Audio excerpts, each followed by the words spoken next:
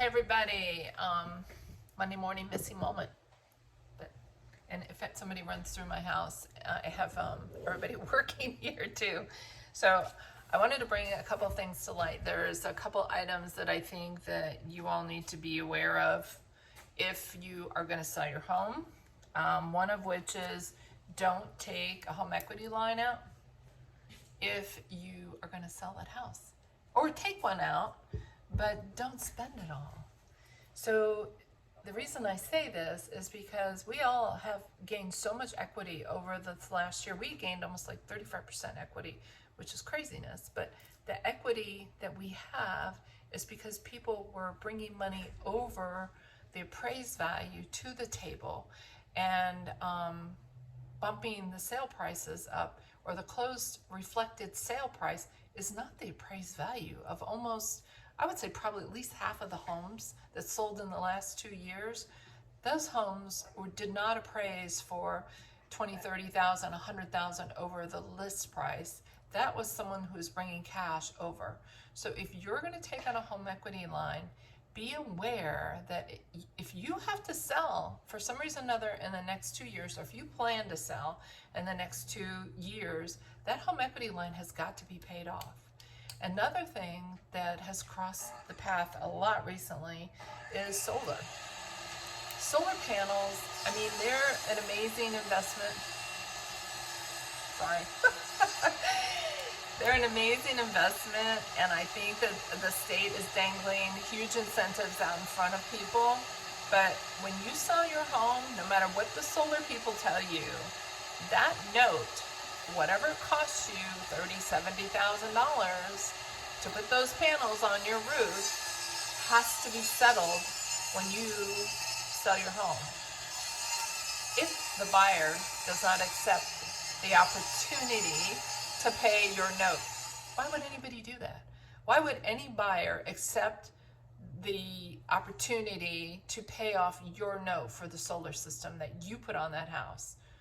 Not everybody's going to look at that fondly. So just think both sides of the track. Somebody may be totally all about it, but no matter what it is, either you have to pay that note off when you close your home, or the buyer has got to accept that note, and it does not appraise. It does not bring value to an appraisal. Solar panels do not bring value to an appraisal here in the state of Virginia, period, dot. The other thing to be aware of, if you're putting solar panels on, solar panels may void your roof warranty, especially under new construction. If you have a 30-year roof on your home and you allow a solar company to put holes in your roof that the builder put on, that builder may not warrant that roof warranty anymore. So there's more to it than what the solar dudes that are knocking on your door are telling you. So that note has to be settled also when you choose to sell.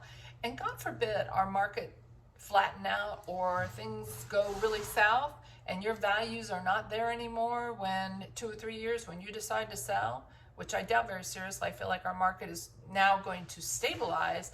You're not going to have the growth and equity that you have had over the last 2 years as quickly as we accrued equity in the last 2 years. It's not going to happen anymore. Not for the next 10 years when this all cycles back around. The other thing I want to mention, if you have chosen to put a pool in or put a shed in or finish your basement and you put a bedroom and a bath down there and you have not pulled permits, which I found hard to believe that nobody would not pull permits, but sometimes trades will say, oh, it's so much easier. Let's just go ahead and we'll just move forward.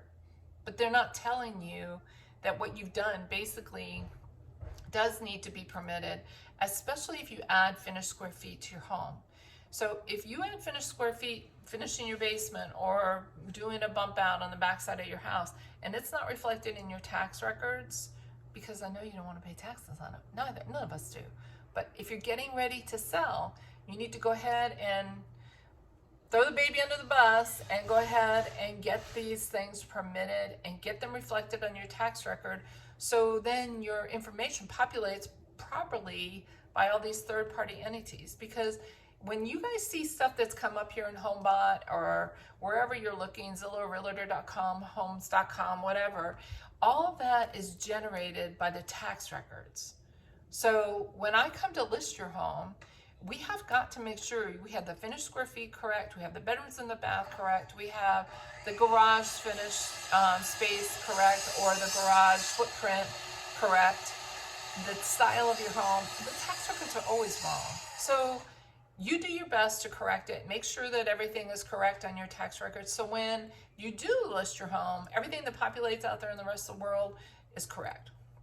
The other thing I want you to be careful, watch the weather.